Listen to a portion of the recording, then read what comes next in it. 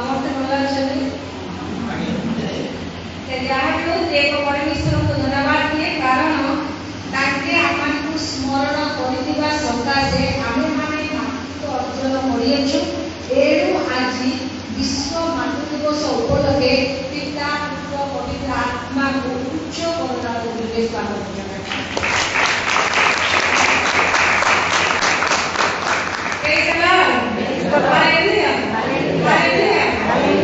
संगे संगे स्थानीय मंडल प्रभुकर अभिषिक्त दास वर्तमान नाम उपस्थित नमस्कार जणाइवा सहित स्थानीय मंडल सेक्रेटरी प्रेसिडेंट समस्त कर्मकर्ता मानू आज मातृ दिवस उपलक्षे समस्त अभिनंदन संगे संगे ब्रजराज नगर मुंबईकानी बाप्टिस्ट चर्च महिला समितिर सेक्रेटरी प्रेसिडेंट कोषाध्यक्ष आ विभिन्न कर्मकर्ती सहित समस्त माँ मैंने बसते समस्त को आज विश्व मातृ दिवस उपलक्षे मोर शुभेच्छा अभिनंदन आ प्रभु यीशु नाम नमस्कार। Praise the Lord, hallelujah hallelujah. आसंदो हमारे प्रार्थना करबा। ये समस्त पालन करता परम पिता स्वर्ग वरिष्ठ पवित्र धर्ममय परमेश्वर तुम पवित्र पालन करे धन्यवाद देउछु पिता, कारण तुम्हें पुरुष और स्त्री पर निर्माण करो पुरुष स्त्री प्रभु तुम्हें माँ हवा सौभाग्य देल। आज से सौभाग्य को आमे माँ माने प्रभु स्मरण करी तुम नाम स्थापित गृह एकत्रित हो प्रभु तुम ठारे प्रभु मातृत्व मूल्य बुझवार प्रभु आमे एई जगह तुम वाक्य को अर्पण करवा निमंत्रण प्रभु मिलित भाव में प्रभु आज समवेत होइछो। एनो हे सत्य परमेश्वर आमे तुम उपस्थिति आ तुम अभिषेक चाहू प्रभु एनो जेते जन बसिछो समस्त को तुम आत्मा अभिषेक पवित्र आत्मा अभिषेक कर जो द्वारा प्रभु यह जागतिक ज्ञान नुहे प्रभु जागतिक ज्ञान कथा नुहे यह आत्मिक ज्ञान कथा ये आत्मा को प्रभु तार अर्थ को बुझी निजको निज परिवार निज समाज निज मंडली को देश एक उत्तम नारी भाव जात हो से प्रार्थना धन्यवाद दे शीघ्र आसुवा प्रभु यीशु को नाम दे समस्त प्रार्थना मांगी देता आमीन। Praise the Lord, hallelujah hallelujah hallelujah. दुनिया वाला गीत माने पूरा वर्ल्ड और अच्छी सेलिब्रेशन मदर्स डे आज कौन होची मदर्स डे सेलिब्रेशन होची। A mother is dedication, a mother is sacrifice, a mother is selfless, a mother is kind hearted, a mother is blind. Therefore we need to be grateful to our mothers. मातृ दिवस उपलक्षे माँ मानक आमे एथिପାଇଁ कृतज्ञता ज्ञापन करूछु जे माँ माने अंध भलिया प्रेम करନ୍ତି, माँ माने बिना स्वार्थ समस्त कार्य को संपन्न करती, माँ भीतर ही घरार हृदय थाए, माँ ही निजको त्याग करे।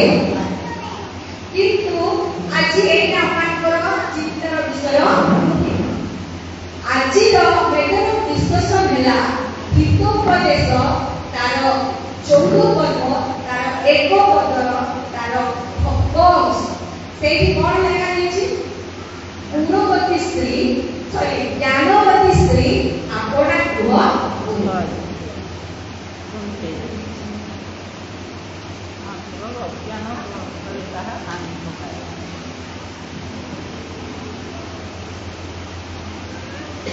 हितोपदेश 14 पर्व तार 1 पदर कम सय लेखा हैछि ज्ञानवती स्त्री कोन करबो गृह आपना गृह तेरे ज्ञान पुरुषे लाभ करना पुणी ताको इफल भावरे उपमुसी करबो, कारण इटा पत्थर दियाले समस्त घर को गृह बोली कुआ जाय। এই জায়গায় গৃহ বলি কাহাକୁ দর্শাইছি পুনি জ্ঞান কাহা পাখে রহিলে সেই স্ত্রী যাই সে গৃহକୁ বুদ্ধি পাইব। কারণ কথারে ଅଛି অজ্ঞানতা হচ্ছে মনুষ্যর সবুঠু বড় রোগ। মাত্র শিক্ষা ভবিষ্যৎ নিমন্তে এক পাসওয়ার্ড।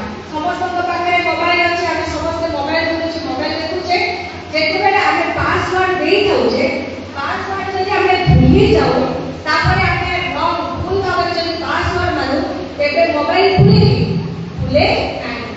এনু জ্ঞানর বিপরীত অজ্ঞানতা, মূঢ়তা, মূর্খতা যেতেবেলে নারী জীবনে আসি যায় সেতেবেলে সে মধ্য তার উজ্জ্বল ভবিষ্যৎ সুন্দর পরিবার গঠন করিবারে সে সক্ষম হই না।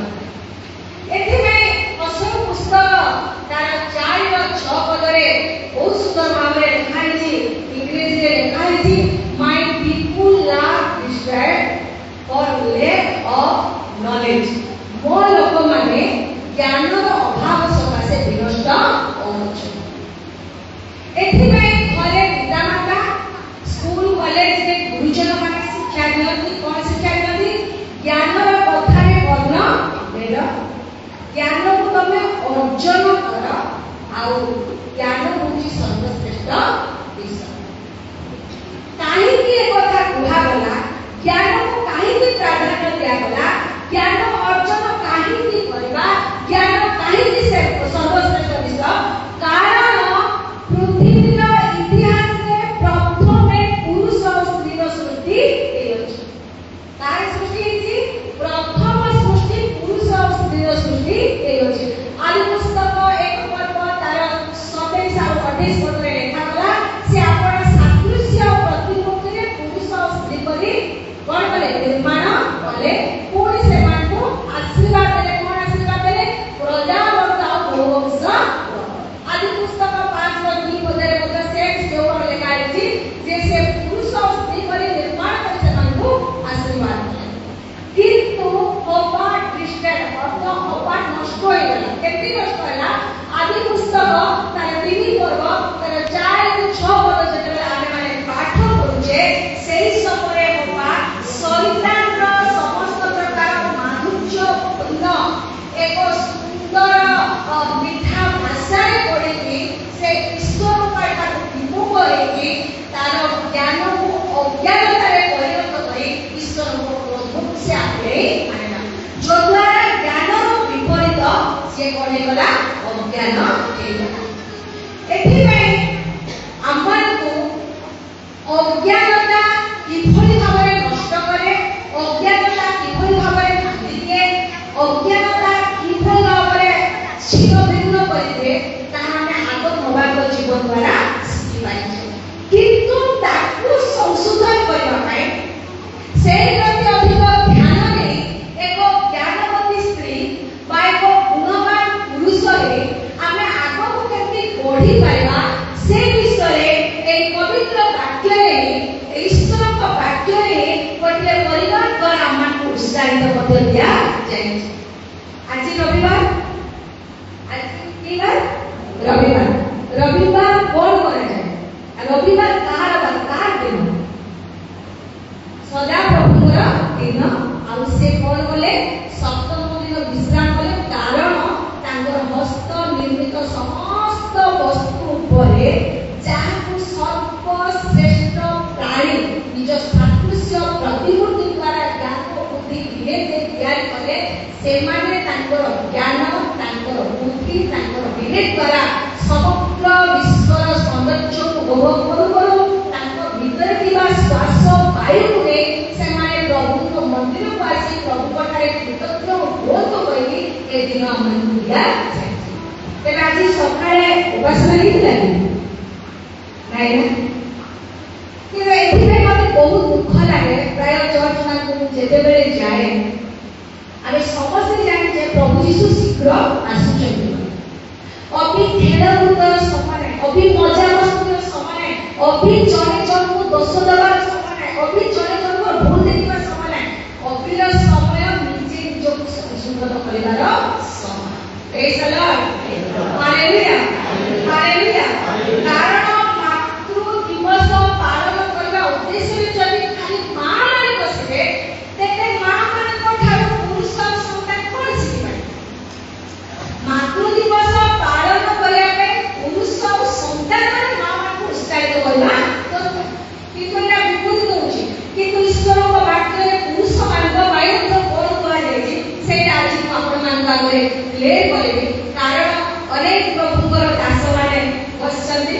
मते क्षमा करिबे पानी के ताकर बोलिबेनी कारण जेतेबेले स्पीच दियंती जेतेबेले समाने भाषण दियंती केवल नारी सहित नारी प्रार्थना करिबा दरकार नारी क्रंदन करिबा दरकार नारी पायरे पठन करिबा दरकार नारी ही गुणवती होबा दरकार नारी ही त्यागवती होबा दरकार नारी ही सैक्रिफाइस करिबा दरकार कारण ताको प्रथम जो दायित्व मिलिला से दायित्व से उपयुक्त भावे निभै पाइला नाही एनु से कोनोसी काम संभाळिबारे योग्य एई भଳି धारणा सेମାନଙ୍କ ଭିତରେ आसी जाईछि आ सेई धारणा परिवर्तन होबा ପାଇଁ ଆଜି ପ୍ରଭୁଙ୍କର ମହାନ ଦାସମାନେ ମଧ୍ୟ ଈଶ୍ୱରଙ୍କ ବାକ୍ୟ ଦ୍ୱାରା ପୁରୁଷମାନଙ୍କର ମନକୁ ଚେଞ୍ଜ କରିପାରୁ ନାହିଁ କିନ୍ତୁ ସେ ଯାହା ବି ହଉ ଆମଙ୍କର ଆଜିର ଚିନ୍ତାର ବିଷୟ ଅଛି କ'ଣ ଜ୍ଞାନବତୀ ସ୍ତ୍ରୀ ଗୃହ ବୁନ୍ଧେ କିନ୍ତୁ ପ୍ରଥମ ସ୍ତ୍ରୀ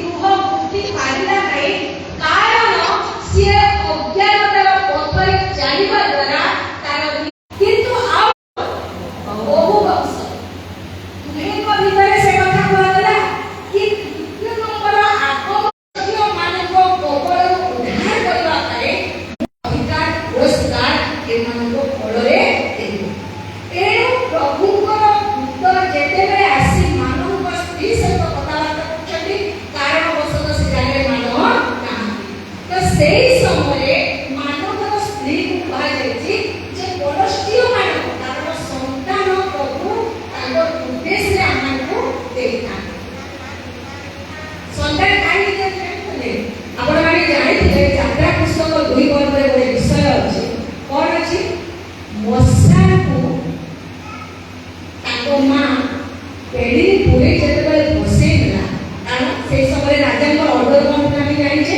ଯେ କୌଣସି ପୁରୁଷ ପିଲା ବଞ୍ଚିବେ ନାହିଁ ଏଣୁ ସେଇ ଭୟରେ ସେ ସାଉଁଟିକି 3 ମାସ ରଖିଲା ପରେ ଯେତେବେଳେ ସେ ପଠଉଛି ସେତେବେଳେ ଫାରୋଙ୍କର କନ୍ୟା ତାକୁ ଜଳରୁ ବାହାର କରି ଆଣିକି ସେଇ ପୁଅର ମାଆକୁ ସେ କହୁଛି ତମେ ତାକୁ ମୋ ପାଇଁ ସ୍ତନ୍ୟପାନ କରାଅ ମୁଁ ତମମାନଙ୍କୁ କ'ଣ କରିବି ବର୍ତ୍ତନ ଦେବି ପ୍ରେଜ୍ ଦ ଲର୍ଡ ହାଲେଲୁୟା ହାଲେଲୁୟା ଏବଂ ଈଶ୍ୱର ମଧ୍ୟ ସେହିଭଳି ତାଙ୍କ ସନ୍ତାନକୁ ସେ ଆମଠାରେ ସମର୍ପଣ କରିଛନ୍ତି ଆମକୁ ସେ ବର୍ତ୍ତନରେ ପ୍ରତିପାଳନ କରୁଛନ୍ତି ସନ୍ତାନ ଆମର ନାହିଁ ସେଇଟା ତାଙ୍କର ଦଣ୍ଡ ଅଧିକାର ଆଉ ପୁରସ୍କାର ତେଣୁ ସେଇ ଅଧିକାର ପୁରସ୍କାରକୁ ଅତି ଯତ୍ନର ସହିତ ପ୍ରତିପାଳନ ଯଦି କରିବା ତେବେ ଆଜି ଆମଙ୍କର ଯେଉଁ ଟପିକ୍ ଅଛି ଜ୍ଞାନବତୀ ସ୍ତ୍ରୀ ଗୃହ ବୁନ୍ଧେ ତ ଗୃହ କାହାକୁ କୁହାଯାଏ ସେ କିପରି ବୁନ୍ଧିବ ତାର ମର୍ମ ହେଉଛି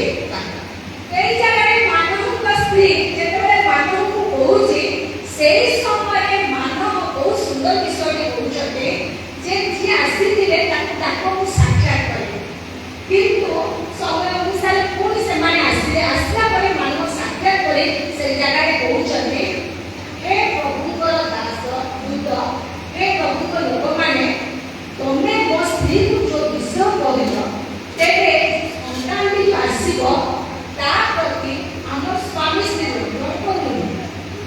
ଆମ ସ୍ୱାମୀ ସ୍ତ୍ରୀର କି କର୍ତ୍ତବ୍ୟ କି ବୁଦ୍ଧି କି କାର୍ଯ୍ୟ ତାହା ଆମମାନଙ୍କୁ ଶିଖାନ୍ତୁ ପ୍ରେଜ୍ ଦ ଲର୍ଡ ହାଲେଲୁୟା ହାଲେଲୁୟା ଏ 8 ପଦରେ ଲେଖାଯାଇଛି ଆମମାନଙ୍କୁ ଶିଖାନ୍ତୁ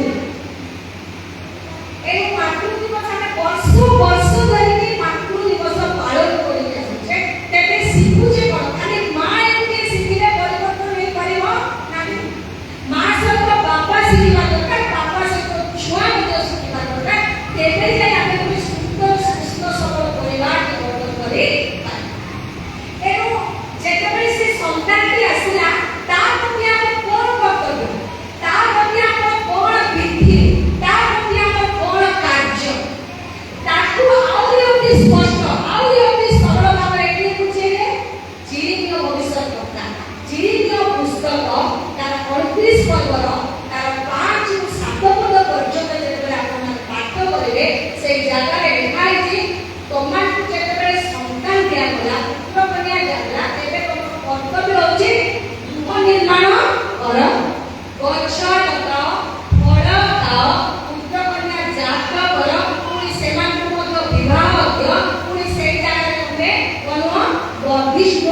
हुआ ना हुआ नहीं पुणी जेउ नंबर तमाकू दिया गला से नंबर रे जेति तमे शांति रे वास करि पाइबो सेति पाए तमे माने कोन करबो शांति चेष्टा करबो आउ प्रार्थना करबो praise the Lord hallelujah hallelujah गृह निर्माण करे उद्यान प्रस्तुति करे सेठो फल ମଧ୍ୟ ତମେ ଭୋଗ करे ପୁତ୍ର କନ୍ୟା ଯାକ करे विवाह दबो पुଣି ତାଙ୍କ ଛୁଆ ପିଲା ଛୁଆମାନେ କି ତମେ ବଢି ବଢି ଯିବ କିନ୍ତୁ କମିବ କିନ୍ତୁ ଆଜି ଈଶ୍ୱରଙ୍କ ବାକ୍ୟକୁ ଆମେ ବିପରୀତ କରିଦେଇଛେ ବଢିବା ବଦଳରେ କମିବ ଆଗେ ଥିଲା ଆମେ ଦୁଇ ଆମର ଦୁଇ ଏବେ ଦୁଇରେ ଏକ କରିବେ ଝିଅ ମଧ୍ୟ ହେଇଗଲେ କିନ୍ତୁ ସେଇଟା ଆମର ଧ୍ୟାନ ସେ ନାହିଁ ଆମର ଚିନ୍ତା ବିଷୟ ରହୁଛି ଜ୍ଞାନ ବୁଦ୍ଧି ସ୍ତ୍ରୀ ଯୋଉ ପୁଅ କହିଲେ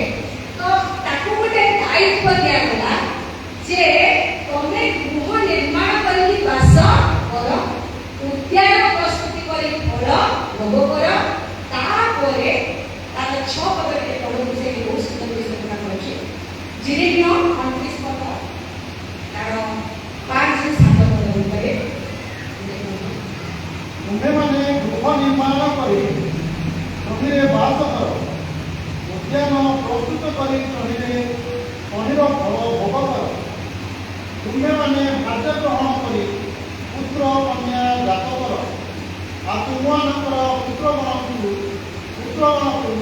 ଖାଦ୍ୟ ଗ୍ରହଣ କର ଓ ତୁମମାନଙ୍କର କନ୍ୟାଗଣକୁ ସ୍ୱାମୀ ଗ୍ରହଣ କର ସେମାନେ ପୁତ୍ର କନ୍ୟା ଜାତ କରନ୍ତୁ ଆଉ ତୁମେମାନେ ସେଠାରେ ବର୍ଦ୍ଧିତ ହୋଇ ପୁରା ହେବ ନାହିଁ ପୁଣି ଆମେ ଯେଉଁ ନଗରରେ ତୁମମାନଙ୍କୁ ନିର୍ବାଚିତ କରାଇଅଛୁ ତହିଁର ଶାନ୍ତି ଚେଷ୍ଟା କର ଓ ତହିଁ ନିମନ୍ତେ ସଦାପ୍ରଭୁଙ୍କ ନିକଟରେ ପ୍ରାର୍ଥନା କର କାରଣ ତହିଁର ଶାନ୍ତିରେ ତୁମମାନଙ୍କର ଶାନ୍ତି ହେବ Praise the Lord. Hallelujah. Hallelujah. ପୁତ୍ର କନ୍ୟା ମାନଙ୍କୁ ତମେ ଜାତ କର ସେମାନଙ୍କୁ ବିବାହ କର ସେମାନେ ମଧ୍ୟ ପୁତ୍ର କନ୍ୟା ଜାତ କର ଏଇଭଳି ତମେ ପଢି ପଢି ଚାଲ ଆଉ ଯୋଉ ନଗର ଦିଆଯାଇଛି ଆଉ ସେଇ ନଗରରେ ଶାନ୍ତିରେ ରହିବା ପାଇଁ ଚେଷ୍ଟା କର ପ୍ରାର୍ଥନା ମଧ୍ୟ ତ ଆଜିର ଆମ ଖ୍ରୀଷ୍ଟୀୟ ପରିବାର ମାନଙ୍କ ଭିତରେ ଆଜିର ଆମ ଖ୍ରୀଷ୍ଟୀୟ ମଣ୍ଡଳୀ ମାନଙ୍କ ଭିତରେ ଆଜିର ଆମ ଖ୍ରୀଷ୍ଟୀୟ ମା ମାନଙ୍କ ଭିତରେ ଝିଅ ମାନଙ୍କ ଭିତରେ ପୁଅ ମାନଙ୍କ ଭିତରେ ଈଶ୍ୱରଙ୍କର ଏହି ଆଜ୍ଞାର ବିପରୀତ କାର୍ଯ୍ୟ ଗୁଡାକ ଦେଖାଯାଉଛି ଆଜି ଆମର ଆଧୁନିକ ଯୁଗର ପୁଅ ଝିଅମାନେ ଆଗେ କ'ଣ ବାପା ମା ପସନ୍ଦରେ ବାହା ହେଉଥିଲେ କିନ୍ତୁ ଏବେ ପିଲାମାନେ ନିଜ ନିଜ ପସନ୍ଦରେ ବାହା ହେଉଛନ୍ତି ନିଜ ନିଜ ପସନ୍ଦରେ ଆମେ ଖ୍ରୀଷ୍ଟିଆନ ଆମେ ଖ୍ରୀଷ୍ଟଙ୍କୁ ଜାଣିଛୁ କିନ୍ତୁ ଗୋଟେ ବିଜାତି ପିଲା ସେ ଖ୍ରୀଷ୍ଟଙ୍କୁ ଜାଣି କିନ୍ତୁ ଆମେ ଝିଅକୁ ଶିଖଉଛୁ ମା ତୁ ବିଜେପି ପିଲା ସହିତ ସମ୍ପର୍କ ରଖିବୁ ନାହିଁ କାରଣ ତାହା ଆମ ପରମ୍ପରାରେ ନାହିଁ ତାହା ଆମ ପବିତ୍ର ଶାସ୍ତ୍ରରେ ପୁଣି ଆମେ ଆମ ପୁଅକୁ ମଧ୍ୟ କହୁଛୁ ପୁଅରେ ବିଜାତି ଝିଅ ସହିତ କୌଣସି ପ୍ରକାରର ସମ୍ପର୍କ ସ୍ଥାପନ କରିବୁ ନାହିଁ କାରଣ ଏହା ଦ୍ୱାରା ଈଶ୍ୱରଙ୍କ ପ୍ରବଚନରେ ଏହି ସମସ୍ତ ଅସମ୍ବନ୍ଧରେ ତୁ ଆଗକୁ ବଢ଼ିବୁ ନାହିଁ ଏଇଟା ମା ହିସାବରେ ମା ଶିକ୍ଷା ଦେବ ବାପା ହିସାବରେ ବାପା ଶିକ୍ଷା ଦେବ କିନ୍ତୁ ପୁଅ ଝିଅ ସେ କଥାକୁ କେତେ ଦୂର ଗ୍ରହଣ କରିବେ ବାକ୍ୟରେ ଲେଖା ହେଇଛି ବାଳକର କର୍ତ୍ତବ୍ୟ ପଥରେ ତାହାକୁ ଶିକ୍ଷିତ କରାଅ କହିଲେ ସେ ବୃଦ୍ଧ ହେଲେ ମଧ୍ୟ ବିମୁଖ ହବ କିନ୍ତୁ ଛୁଆ ଆଜି ବିମୁଖ ଜୀବନ କାଟିବାର ଉଦ୍ଦେଶ୍ୟ ଛୁଆ ଆଜି ଈଶ୍ୱରଙ୍କ ଆଜ୍ଞାକୁ ପ୍ରମିବାର ଉଦ୍ଦେଶ୍ୟ ହେଲା ଈଶ୍ୱରଙ୍କ ମନ୍ଦିରକୁ ଆସିଲେ ଈଶ୍ୱରଙ୍କ ବାକ୍ୟକୁ ସେ ଶ୍ରବଣ କରୁ କାରଣ ଈଶ୍ୱରଙ୍କ ବାକ୍ୟର ଶ୍ରବଣରୁ କ'ଣ ହୁଏ ବିଶ୍ୱାସ ଜାତ ହୁଏ ଆଉ ବିଶ୍ୱାସ କ'ଣ କରେ ବିଶ୍ୱାସ ପକ୍ଷରେ ବିଶ୍ୱାସ ସମସ୍ତ ବିଷୟ ସମ୍ଭବ କରି Praise the Lord. Hallelujah. Hallelujah. Hallelujah. ଏଣୁ ଉଦ୍ୟାନ ପ୍ରସ୍ତୁତି କରି ଫଳ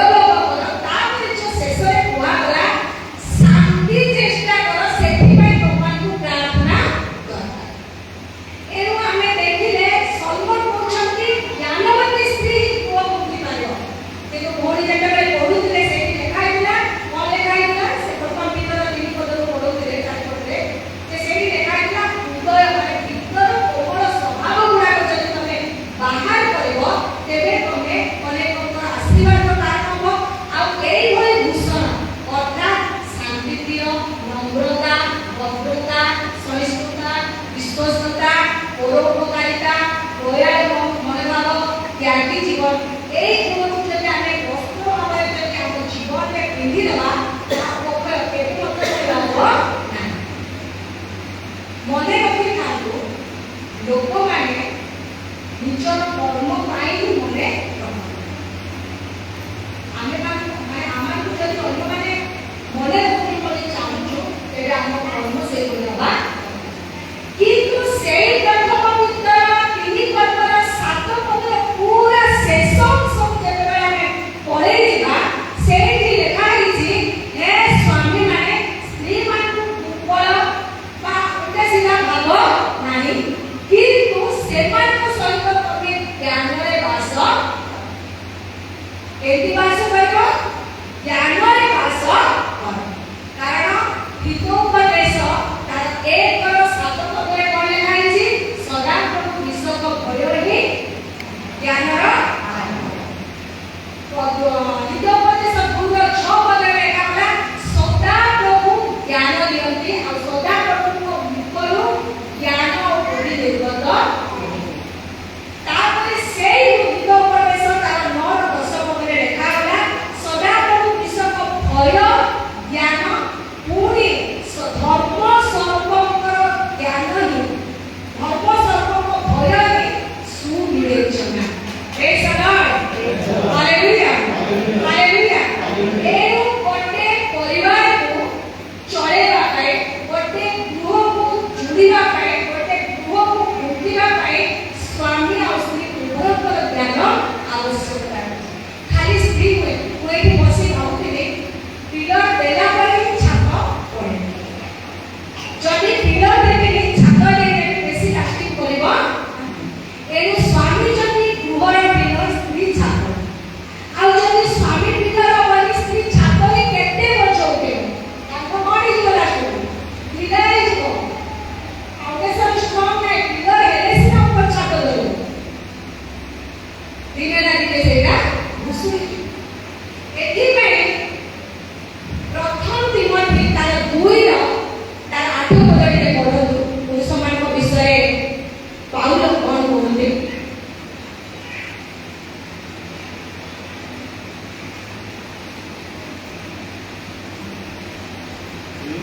ହଁ, ପ୍ରଥମ ତିମୋଥୀ 2 ତାର 8 ପଦ। ଏଣୁ ମୋହର ଇଚ୍ଛା Praise the Lord.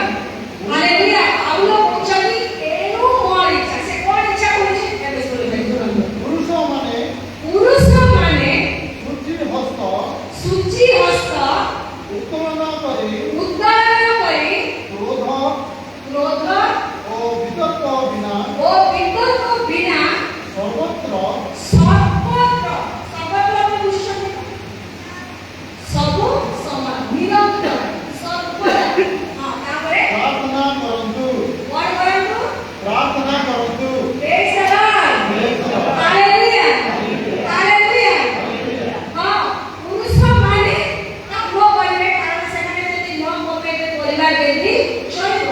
କିନ୍ତୁ ଏଇ ଜାଗାରେ ପାଉଲ ମଣ୍ଡଳୀର ପରିସ୍ଥିତିକୁ ନେଇ ଖ୍ରୀଷ୍ଟୀୟ ପରିବାର ଦୁର୍ବଳତାକୁ ଆଖି ଆଗରେ ରଖିକି ଖ୍ରୀଷ୍ଟୀୟ ପରିବାର ଯେମିତି ମଜବୁତ ହବ, ଖ୍ରୀଷ୍ଟୀୟ ପରିବାର ଯେମିତି ଆହୁରି ପ୍ରଭୁରେ ସଂଲଗ୍ନ ହବ, ତାକୁ ଦୃଷ୍ଟିପାତ କରିକି ସେ କହୁଛନ୍ତି ମୋର ଇଚ୍ଛା, ମୁଁ ଇଚ୍ଛା କରୁଛି ଯେ ପୁରୁଷମାନେ ଶୁଚି ହସ୍ତ ଉତ୍ତୋଳନ କରିକି କ୍ରୋଧ ଆଉ ବିତର୍କ ବିନା ସର୍ବଦା ସେମାନେ କଣ କରନ୍ତୁ? ପ୍ରାର୍ଥନା କରନ୍ତୁ। Praise the Lord. Hallelujah. Hallelujah. ବାଇବେଲରେ ପ୍ରଥମ ପ୍ରାର୍ଥନା ଆରମ୍ଭ କିଏ କରିଥିଲା? ସ୍ତ୍ରୀ ନା ପୁରୁଷ? ବାଇବେଲରେ ପ୍ରାର୍ଥନା ଆରମ୍ଭ କିଏ କରିଥିଲା? ସ୍ତ୍ରୀ ୟା ପୁରୁଷ? ଆପଣମାନେ ପାଇପାରିବେ ଆଦି ପୁସ୍ତକ ତାର 4:16 ପଦରେ ସେର ପୁତ୍ର ଇନସ୍ ଆଦମର ନାତି ସେଇ ସମୟରେ ସଦାପ୍ରଭୁଙ୍କଠାରେ ପ୍ରାର୍ଥନା କରିବା ଆରମ୍ଭ କଲେ। ସେଭଳି ଲେଖା ହେଇଛି ନା ମୁଁ ମନେ ରଖୁଛି, ପଢ଼ନ୍ତୁ। ଆଦି 4:16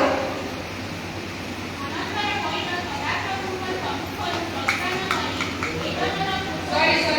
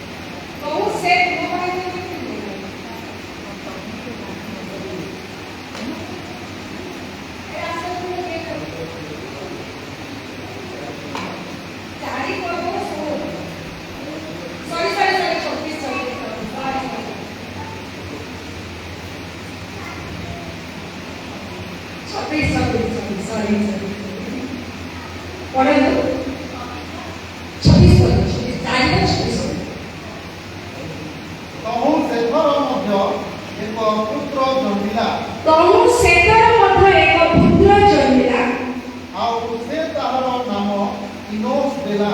ସେ ତାହାର ନାମ ଇନୋସ୍ ଦେଲା। ଏହି ସମୟରେ ମନୁଷ୍ୟମାନେ ସଦାପ୍ରଭୁଙ୍କ ନାମରେ ପ୍ରାର୍ଥନା କରିବାକୁ ଲାଗିଲେ। ପ୍ରେଜ୍ ଦ ଲର୍ଡ। Hallelujah hallelujah. ସେହି ସମୟରେ ମନୁଷ୍ୟମାନେ ପ୍ରାର୍ଥନା କରିବାକୁ ଲାଗିଲେ। ମନୁଷ୍ୟ କିଏ? କାହାକୁ ମନୁଷ୍ୟ ନାମ ଦିଆଯାଇଛି? ଆଦମ ଅର୍ଥ ମନୁଷ୍ୟ, ଭବ ଅର୍ଥ ଜୀବନ। ମନୁଷ୍ୟମାନଙ୍କୁ ପ୍ରାର୍ଥନା ପାଇଁ ସେହି ସମୟ କୁହାଗଲା। ଏଣୁ ପୁରୁଷର ସମ୍ପୂର୍ଣ୍ଣ କର୍ତ୍ତବ୍ୟ ଗୋଟିଏ ଗୃହ ନିର୍ମାଣ କାର୍ଯ୍ୟରେ ତାର ଜ୍ଞାନ ବି ଦରକାର।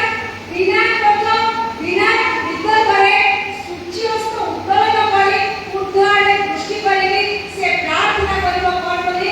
ହେ ପ୍ରଭୁ, ଅନୁଗ୍ରହରେ ଯୋଉ ପରିବାରଟି ମୋତେ ଦେଲ, ପ୍ରଜାଗତ ବହୁବଂଶ ହବ ବୋଲି ଯୋଉ ଆଶୀର୍ବାଦ ଦେଲ, ଆଜି ପ୍ରଜାଗତ ବହୁବଂଶ ଆଶୀର୍ବାଦରେ ମୁଁ ଆଶୀର୍ବାଦ ଯୁକ୍ତ ହେବି ସତ, କିନ୍ତୁ ଏଇ ପରିବାରକୁ ତୁ କେମିତି ମଜବୁତ ଭାବରେ ଆଗକୁ ବଢ଼େଇ ନେବି, ଯଦ୍ୱାରା କି ମୁଁ ଆପଣଙ୍କ ଦୃଷ୍ଟିରେ ସମାଜ ଦୃଷ୍ଟିରେ ଏକ ଆଶୀର୍ବାଦର କାରଣ ହେବି। ସେଥିପାଇଁ ମୋତେ ପ୍ରାର୍ଥନାର ଜୀବନ ଦିଅ ବୋଲି ଏଇଭଳି ପ୍ରାର୍ଥନା କରିବା। ଏଥିପାଇଁ ଏହି ଜାଗାରେ ଜୀବିତ କହିଲେ, ନାରୀକୁ ତ ପ୍ରଭୁ ଯୀଶୁ କ୍ରୁଶ ଉପରେ ଥାଇ କହିଲେ, କ'ଣ କହିଲେ? ତମ ପାଇଁ ତମ ପିଲାମାନଙ୍କୁ ରୋଦନ କର, ମୋ ପାଇଁ ରୋଦନ କର। ନାରୀ କାନ୍ଦିବ କାରଣ ନାରୀର ସ୍ୱଭାବ ସେଇଟା, ନାରୀର ହୃଦୟ ସେଇଟା, ନାରୀର ମନ ସେଇଟା, ନାରୀକୁ ସେଇଭଳି ତିଆରି କରାଯାଇଛି। ଏଥିପାଇଁ ଆଜି ସକାଳେ ମୁଁ ଜାଗାକୁ ମନରେ କହୁଥିଲି, ଗୋଟେ ଆମର ପୁଲିସ ଗୋଟେ ଅଛି, ତାକୁ ଯଦି ଗୋଟେ ପଢ଼େଇ ଦେଇକି ଦେବେ, ସେ ମା ମାନେ କେମିତି ଛୁଆକୁ ସ୍ତନ୍ୟପାନ କରାନ୍ତି, କେମିତି ସ୍ନେହ ଆଦର କରାନ୍ତି, ସେ କିଛି ଜାଣିନି, କିନ୍ତୁ ଅଟୋମେଟିକ୍ ତା ଭିତରେ ସେ ସ୍ୱଭାବ ସୃଷ୍ଟି ହେବ, ସେ ଦଳ ସହିତ ସେ ସେମିତି ଖେଳିବ। ସେଥିପାଇଁ ଆମେ ଦେଖିଛେ ମର୍ଡର ଟେରେସାକୁ, ସେ କ'ଣ ବିବାହିତ ଥିଲା? ପୁରୁଷର ସ୍ପର୍ଶରେ ଆସିଛି, ପରିବାର ଗଠନ କରିଛି, କିନ୍ତୁ ଆଜି ତାକୁ କ'ଣ ଉପାଧି ଦିଆଯାଇଛି? କ'ଣ ଉପାଧି ପାଇଛି? ମଦର, ମା ହବା ଉପାଧି ପାଇଛି।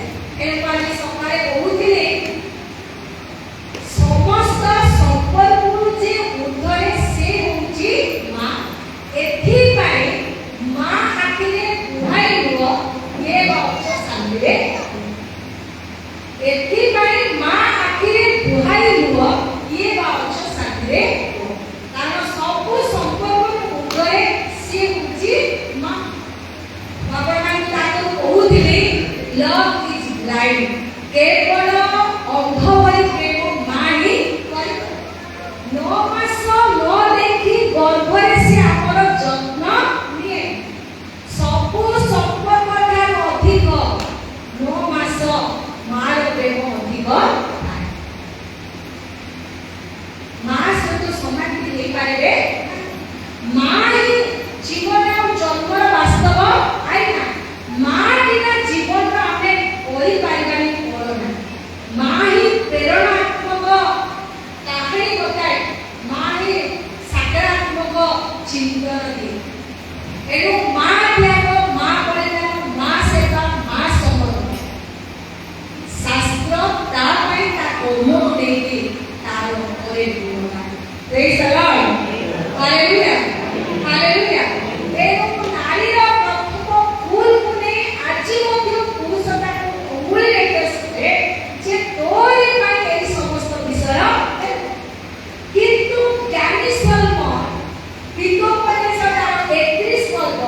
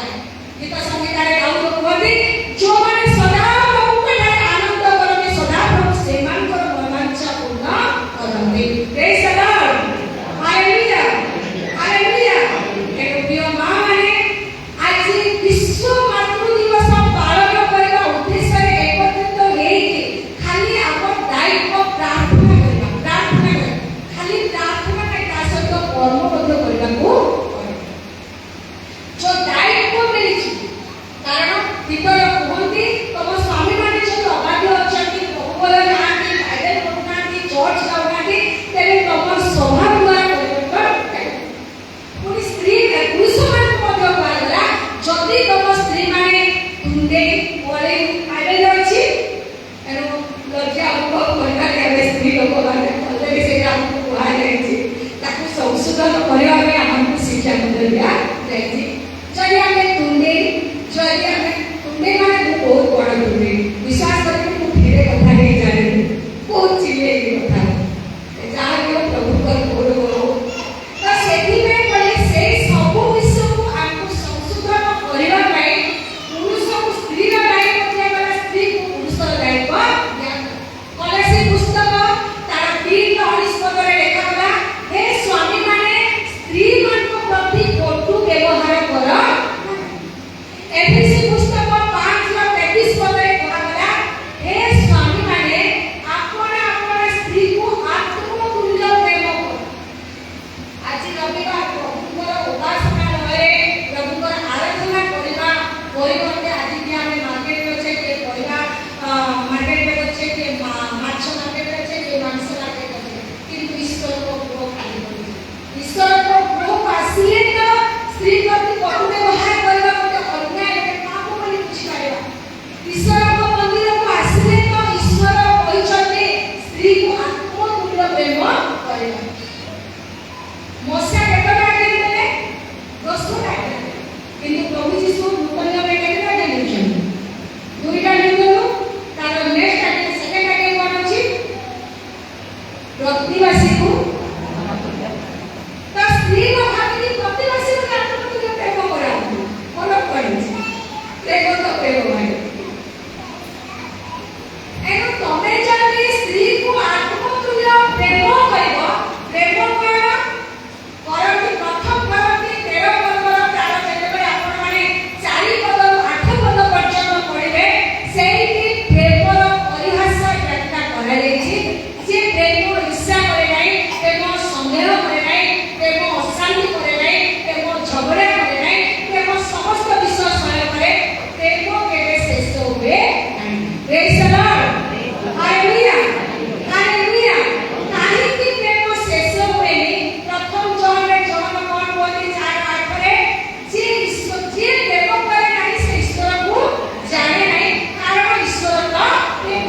ତ ୟା ଭିତରେ କଣ ଲୁଚିଛି? ୟା ଭିତରେ ଏଇଟା ଲୁଚିଛି ଯେ ପରମେଶ୍ୱର ଯେତେବେଳେ ମାଟିର ଧୂଳିରେ ମଣିଷକୁ ନିର୍ମାଣ କଲେ ଫାଷ୍ଟ କାହାକୁ ନିର୍ମାଣ କଲେ? ଅଗାକୁ ନା ଆଦମକୁ ତିଆରି କଲେ ନିଜ ସାଦୃଶ୍ୟ ପ୍ରତିମୂର୍ତ୍ତିରେ। ଏଣୁ ତାଙ୍କର ଗୁଣ ତାଙ୍କର ସ୍ୱଭାବ ତାଙ୍କର ପ୍ରକୃତ ନିଜଟା କାହା ପାଖରେ ରହିଲା? ପୁରୁଷମାନଙ୍କ ପାଖରେ। ଏଣୁ ପୁରୁଷମାନେ ସେଠି ପ୍ରେମ କଲେ କାରଣ ଏଫେସୀ ପୁସ୍ତକରେ ପାଉଲ ବହୁତ ସୁନ୍ଦର ଭାବରେ କହିଛନ୍ତି ଖ୍ରୀଷ୍ଟ ଯେମିତି ମଣ୍ଡଳୀ ପାଇଁ ନିଜକୁ ଉତ୍ସର୍ଗ କଲେ ସେଇଭଳି ହେ ପୁରୁଷମାନେ ସ୍ତ୍ରୀମାନଙ୍କ ପ୍ରତି ତମମାନଙ୍କୁ ସେଠି ଦାୟିତ୍ୱ। ଏଇ ସବୁ ବିଷୟ କରିସାରିଲା ପରେ ସ୍ତ୍ରୀମାନଙ୍କୁ କୁହାଗଲା ହେ ସ୍ତ୍ରୀମାନେ ଆପଣ ଆପଣ ସ୍ୱାମୀର ବଶୀଭୂତ ହୁଅ। ପ୍ରେଜ୍ ଦ ଲର୍ଡ ହାଲେଲୁୟା ହାଲେଲୁୟା। ହାଲେଲୁୟା। ଆଜି ସ୍ତ୍ରୀମାନେ ସ୍ୱାମୀ ପ୍ରତି କାହିଁକି ବଶୀଭୂତ ନାହାନ୍ତି? ଆଜି ସ୍ତ୍ରୀମାନେ କାହିଁକି ସ୍ୱାମୀ ପ୍ରତି ଭୟ ନାହିଁ, ଭକ୍ତି ନାହିଁ, ଆଦର ନାହିଁ, ଶ୍ରଦ୍ଧା ନାହିଁ? ଆଜି ଦେଖୁଥିବେ ଅନେକ ବିଜାତି ପରିବାର ମାନଙ୍କରେ ନିଜ ସ୍ତ୍ରୀ ଛାଡ଼ି ଆଉ ଜଣଙ୍କ ସହିତ ପଳେଇବ। ଏଇଭଳି କାହାଣୀ ଗୁଡ଼ାକ ବର୍ତ୍ତମାନ ଆମେ ଶୁଣୁଛେ। କାରଣ ନାରୀ ସବୁ ବିଷୟ ସହ୍ୟ କରିବା ପାଇଁ ତା ପାଖରେ ହିମ୍ମତ ଅଛି, ବଳ ଅଛି, ସାହସ ଅଛି କିନ୍ତୁ ପ୍ରେମରେ ଥକା ସେ କେବେ ସହିପାରିବ। ଏଠି ସେ ପୁରୁଷମାନଙ୍କର ଆପଣ ମାନେ କେମିତି କରିବେ? ଆଦି ପୁସ୍ତକ 11 ପଦରେ ଗୋଟେ ନଗର ତିଆରି ହୋଇଥିଲା ନା ବାବିଲିଗଡ଼ ଭଳିଆ ଆପଣ ପୁରା ଉର୍ଦ୍ଧ ପର୍ଯ୍ୟନ୍ତ ବିଲ୍ଡିଂ ବନେଇ ଦିଅନ୍ତୁ, ଛାତ ପିଟି ଦିଅନ୍ତୁ, ଯାହା ବି କରିକି ତାକୁ ସେ ଉଭୟ ବସାନ୍ତୁ କିନ୍ତୁ ତାକୁ ପ୍ରେମରେ ଯଦି ପଦେ କଥା କହିନାହାନ୍ତି ନା ତମ କେମିତି ମନ କରେ ସେ ଗଗନ ସ୍ପର୍ଶୀ ଘରରେ ଆପଣ ବସିକି ସେଠି ଉପରେ ପବନ ପାଉଥାଉ କିନ୍ତୁ ମତେ କଥା ନାରୀ ପ୍ରେମରେ କଥା ଛଡିଲେ କାରଣ ସେ ଚାହେଁ କାରଣ ଯେ ଈଶ୍ୱରକୁ ଜାଣିକି ସେ ପ୍ରେମ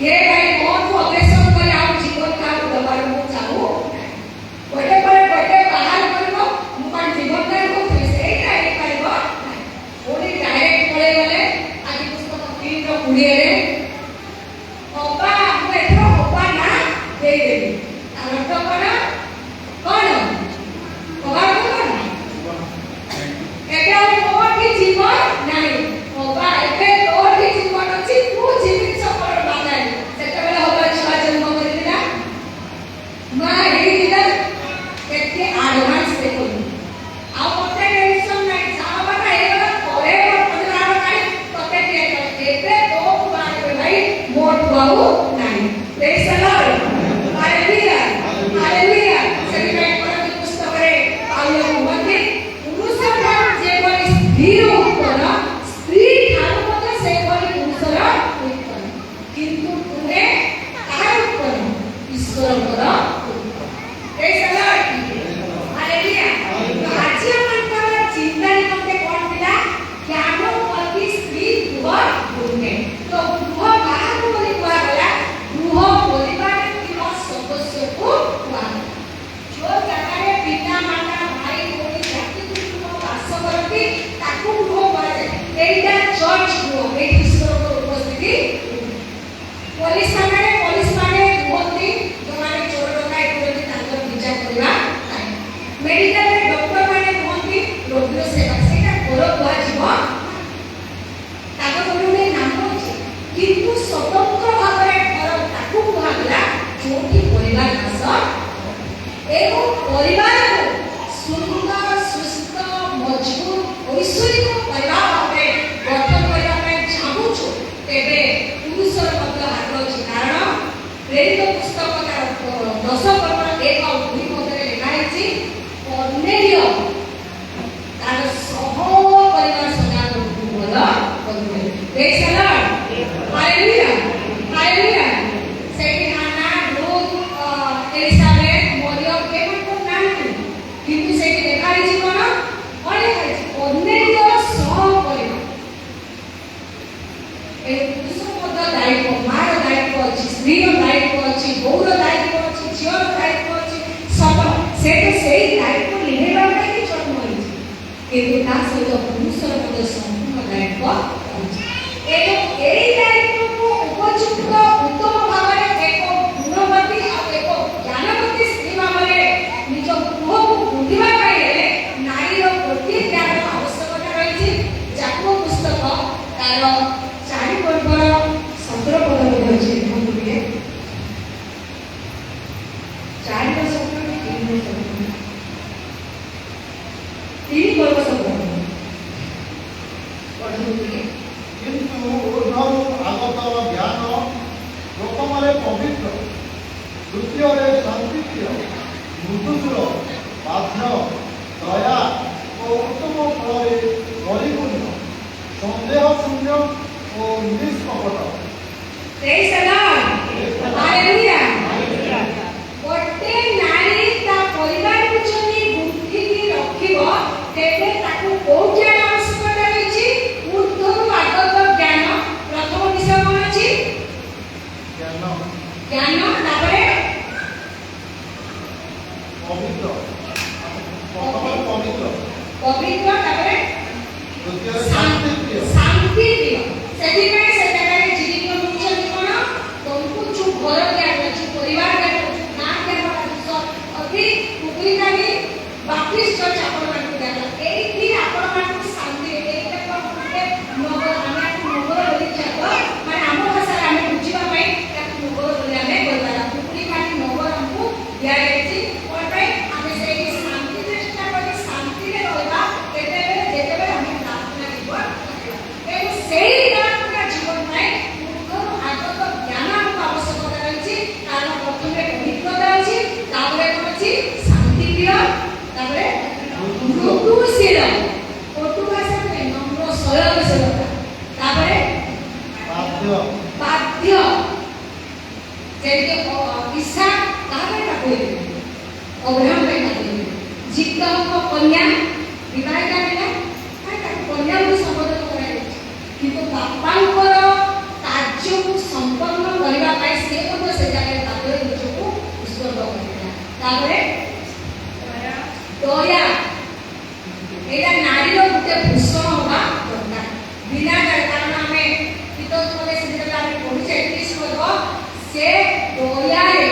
ଜ୍ଞାନରେ ମୁଖ ବୋଲେ ଜ୍ଞାନରେ ମୁଖ ବୋଲେ ତା ହସ୍ତରେ ଦୟା ସେ ଦୟାର ନବା ଦରକାର ତାପରେ ଉତ୍ତମ ଫଳରେ ପରିପୂର୍ଣ୍ଣ ଉତ୍ତମ ଫଳ ମାନେ ଜାଣିଛେ କବିତା ଆତ୍ମାଙ୍କର ନଅଟା ତାପରେ କଣ ଅଛି ସନ୍ଦେହ ଶୂନ୍ୟ ଆଉ ନିଷ୍ପକ୍ଷ जो ଜାଗାରେ ସନ୍ଦେହ ରହିଲା ଅଲରେଡି କମ୍ପ୍ୟୁଟରଟା କିନ୍ତୁ ସନ୍ଦେହ ଯଦି ଆସିଲା ନାହିଁ ଆପଣ ତା ଭିତରେ ବର୍ଚସ୍ୱ ମଧ୍ୟ କରିପାରିବେ ମୁଁ ଗୋଟେ ପରିବାରକୁ ଯାଇଥିଲି ସେ ତା ସ୍ୱାମୀକୁ ସବୁବେଳେ ମାଇଣ୍ଡ କି ତମେ ଅଫିସକୁ ଯାଉଛ ଆଉ ତମ ସାମ୍ନାର ଯୋଉ ମ୍ୟାଡାମ ଅଛନ୍ତି ତାଙ୍କ ସହିତ ତମର ସମ୍ପର୍କ ମୁଁ ସେ ଭଉଣୀକି କହିଲି ତମ ସ୍ୱାମୀ ତମକୁ ପ୍ରତିପାଳନ କରିବା ପାଇଁ ତମକୁ ପ୍ରତିପୋଷଣ କରିବା ପାଇଁ ତମକୁ ସମାଜରେ ଗୋଟେ ଭଲ ପରିବାର କରିକି ଶାନ୍ତିରେ ଉଠାଇ ଖାଇବା ପାଇଁ ସକାଳୁ ସନ୍ଧ୍ୟା ବେଳେ ଯାଇକି ସେ ଜାଗାରେ ରହିକି ଖଟିକି ଆସୁ ତମେ ଘରେ ରନ୍ଧାବଢ଼ା ପିଲାର ଯତ୍ନ ନେବା ବାଦେ ତମେ ମୋ ସ୍ୱାମୀ ସେଠି କଣ କରୁଛି ସେ ମ୍ୟାଡାମ ସହିତ କଥା ହଉଛି କି ସେ ମ୍ୟାଡାମ ସହିତ ବସିଛି କି ସେ ମ୍ୟାଡାମ ସହିତ ଭୁଲିଗଲାଣି ଯଦି ତମର ଏଭଳି ସନ୍ଦେହ ଅଛି ସ୍ୱାମୀ ସେ ତମେ କମେଇ ଜାଣ ସେ ବସିକି ଖାଇବ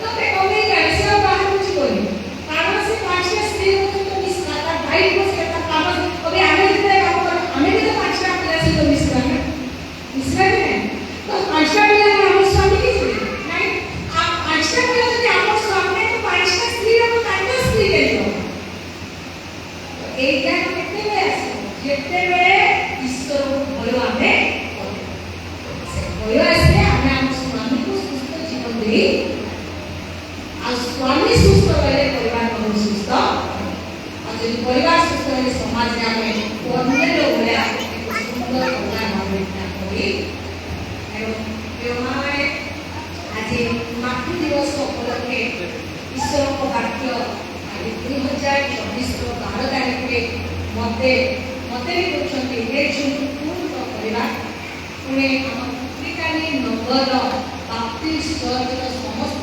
ପରିବାର ପାଇଁ ଗୋଟିଏ ବିଷୟ ଆବଶ୍ୟକତା ରହିଛି ବୁଦ୍ଧ ଭାଗବତ ଜ୍ଞାନ ଯଦି ବୁଦ୍ଧ ଭାଗବତ ଜ୍ଞାନ ଅଛି ଆମ ଭିତରେ ତେବେ ଆମେ ସମାଜରେ ଇଜ୍ଜତରେ ବଞ୍ଚି ସମ୍ମାନର ସହିତ କାରଣ ଦୁନିଆ କେତେ ଦିନ ପାଇଁ ଆସିছে କେତେ ଦିନ ଯେତେ ଜଣ ଜାଗାରେ ଆମେ ବସିଛେ କିଏ ବି କହିପାରିବାନି ଯେ ଆମ ଘରେ କିଏ ମରି ଆଉ ଯେଉଁମାନେ ମରିଛନ୍ତି ସେମାନେ କେତେ କଥା ଆଉ ଫେରି ଆଉ କହୁଛନ୍ତି ଆମେ ପଛେ ତାଙ୍କ ପାଖକୁ ଯିବା ସେମାନେ ଆମ ପାଖକୁ ଆସିବେ କିନ୍ତୁ ଯିବା ପୂର୍ବରୁ ଆମକୁ କ'ଣ କରିବା ଦରକାର ଲୋଭରେ ଶାନ୍ତି ରଖିବା ପାଇଁ ପ୍ରାର୍ଥନା ଦରକାର ଆଉ ପ୍ରାର୍ଥନା ପାଇଁ ଜ୍ଞାନ ଆବଶ୍ୟକ କାରଣ ପବିତ୍ରାତ୍ମା ପରମେଶ୍ୱର ଠାରେ ପାଉଲ କୁହନ୍ତି ହେ ପବିତ୍ର ପରମେଶ୍ୱର ମୋତେ ଜ୍ଞାନ ବିଶିଷ୍ଟ ଉପକରଣ ଦିଅ ମୁଁ ଯେମିତି ପ୍ରାର୍ଥନା କରିପାରିବି ମୋତେ ବୁଦ୍ଧି ବିଶିଷ୍ଟ ମନ ଦିଅ ମୁଁ ଯେମିତି ବିବେଚନା କରି ଆଉ ସବୁବେଳେ ଆମେ ସମୀକ୍ଷାଶୀଳ ପ୍ରାର୍ଥନା କରିବା ଦରକାର ଯେମିତି ମୋ ପୁସ୍ତକରେ ଲେଖା ହେଇଛି 2 ଜଣ ବ୍ୟକ୍ତି ଅନୁଭବ କରୁଛନ୍ତି ଜଣେ କହୁଛନ୍ତି ମୁଁ ସବୁ ବିଷୟରେ ପାରଙ୍ଗମ ହେଉଛି କିନ୍ତୁ ଜଣେ କହୁଛି ମୁଁ ଭାବି କରିପାରିବି ନିଜକୁ ଯେତେବେଳେ ଆମେ ବୁଝିଥିବା ନାହିଁ ଆମେ ଭାବି ଆମେ ଆମ ଭିତରେ ବି ଭୁଲ ଅଛି ତେବେ ଆମେ ଯୋଉକୁ କ୍ଷମା ଦେଇ ଆମେ ଯୋଉକୁ ଦୟା କରି ଆମେ ଯୋଉକୁ ପ୍ରେମ କରି ତେଣୁ ପ୍ରିୟ ମାଆମାନେ ଆଜି ପିତା ପୁତ୍ର ପବିତ୍ରାତ୍ମ ପରମେଶ୍ୱରକୁ ଆମେ ଆରମ୍ଭରେ ସ୍ୱାଗତ ଜଣାଇଥିଲେ ତେଣୁ ସେଇ ପିତା ସେଇ ପୁତ୍ର ସେଇ ପବିତ୍ରାତ୍ମ ପରମେଶ୍ୱର ଆମ ଯୀଶୁଙ୍କର ଆସିବା ସମୟ ସହିତ ଏଠି ଦୂରରେ ଆମେ ବର୍ତ୍ତମାନ ଏମିତି ପାଖରେ ଅଛି କେତେବେଳେ ଆସିବେ କେମିତି ଆସିବେ କ'ଣ ଚୋର ଭଳି ଆସିବେ କେତେବେଳେ ଆସିବେ ବୋଲି ତାହାକୁ ଜଣା ନାହିଁ କାରଣ ଶେଷର ଶେଷ ସମୟ ଅଛି ଅନ୍ତ ସମୟରେ ଆମେ ଅଛି ଏଥିପାଇଁ ଆମମାନଙ୍କୁ ଜ୍ଞାନ ଦରକାର ଯେ ଆମ ପରିବାରକୁ କେମିତି ପ୍ରଭୁ ଭାବରେ ପଢ଼େଇଲେ ଏଇ ନଗର ପାଇଁ ନୁହେଁ ଏଇ ଘର ପାଇଁ ନୁହେଁ ଏଇ ସହର ପାଇଁ ନୁହେଁ ସେଇ ଘର ପାଇଁ ଆମକୁ ପରିବାରକୁ ବୁଝିବାକୁ ପଡ଼ିବ। Praise the Lord. Hallelujah. Hallelujah.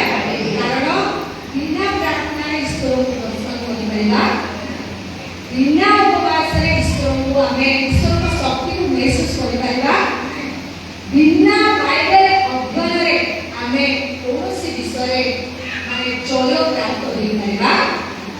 ତେଣୁ ପ୍ରାର୍ଥନାଶୀଳ ମସ୍ତିଷ୍କ, ଜ୍ଞାନଶୀଳ ହସ୍ତ, ଅଗ୍ନଚୂର୍ଣ୍ଣ ଅନ୍ତଃକରଣ ଆମ ଭିତରେ ରହିଲେ ଆମେ ଗୋଟେ ଜ୍ଞାନବତୀ ସ୍ତ୍ରୀର ଉପାଧି ଲାଭ କରି ପରିବାର ପାଇଁ, ସମାଜ ପାଇଁ, ମଣ୍ଡଳୀ ପାଇଁ ଆମେ ଆଲୋକର କାରଣ ହେଇପାରିବା।